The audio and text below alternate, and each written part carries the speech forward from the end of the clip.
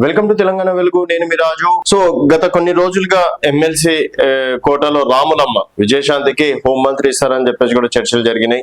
ఇదే అంశం పైన కోమటిరెడ్డి రాజగోపాల్ రెడ్డి మునుగోడు ఎమ్మెల్యే తను కూడా తన మనసులో మాట చెప్పడం అనేది జరిగింది. సో నాకు మంత్రి పదవిలో ఏ శాఖ వచ్చినా కూడా సంతోషంగా చేస్తాం, ఎందుకంటే గతంలో నాకు మంత్రి పదవి ఇస్తా అని చెప్పేసి హామీ ఇవ్వడం అనేది జరిగింది. సో డెఫినెట్ గా చిన్న శాఖనా పెద్ద శాఖనా అనేది చూడను, కాకపోతే నాకు హోంమంత్రి చెయ్యాలని ఉంది అన్నట్టు కూడా తన మనసులో మాట చెప్పడం అనేది జరిగింది.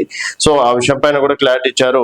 సో హోంమంత్రిగా తనుంటే బాగుంటుందని చెప్పేసి కార్యకర్తలు కావచ్చు, అనుచరులు కావచ్చు, మిగిలిన వాళ్ళు కోరుకుంటున్నారు. సో నాకు మాత్రం అంటే తన మనసులో మాట అయితే హోంమంత్రిగా రాజగోపాల్ రెడ్డి ఉండాలన్నది ఒక డిస్కషన్ అనేది నడుస్తుంది. మరి రాజగోపాల్ రెడ్డికి మంత్రి పదవి ఏ విధంగా ఇస్తారంటూ కాంగ్రెస్ పార్టీలో ఇన్నర్ గా కొంతవరకు, ఎందుకంటే కోమటిరెడ్డి వెంకటరెడ్డికి ఆల్రెడీ మంత్రి పదవి ఇవ్వడం అనేది జరిగింది.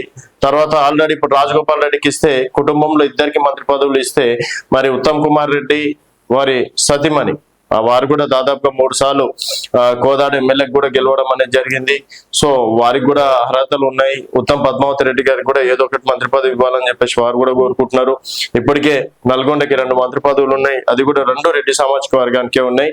అండ్ ఎస్టీ సామాజిక వర్గం నుంచి కూడా ఎవరికి ఒకరికి అవకాశం ఇవ్వాలని చెప్పేసి కూడా కోరుకుంటున్నారు. ప్రస్తుతం ఉన్న పరిస్థితిలో మాత్రం కేవలం 4 నుంచి 5 మందికి మాత్రమే మంత్రి పదవులు వస్తాయని చెప్పేసి అంటున్నారు. అందుట్లో 2 ఓసీ, అలాగే 1 బీసీ, 1 ఎస్టీలకి అవకాశం ఉండే ఛాయిస్ ఉందంటున్నారు. మిగిలిన విప్ కావచ్చు, చీఫ్ విప్ కావచ్చు, తర్వాత డిప్యూటీ స్పీకర్ కూడా, వాళ్ళు కూడా అంటే మొత్తానికి 6 పదవులు మాత్రం ఫిలప్ గానే ఉన్నాయి. ఆశావులు మాత్రం 25 మంది దాకా ఉన్నారని చెప్పేసి కూడా చెప్పుకోవచ్చు. సో బీసీలో అంటే దీనిపైన కూడా క్లారిటీ ఇచ్చింది. ఎమ్మెల్సీగా మొన్న అయిన వారికి ఎవరికి కూడా అవకాశం లేదు, కేవలం ఎమ్మెల్యేగా గెలిచిన వారికి మాత్రమే మంత్రి పదవిలో అవకాశం వస్తుందని చెప్పేసి కూడా అన్నారు.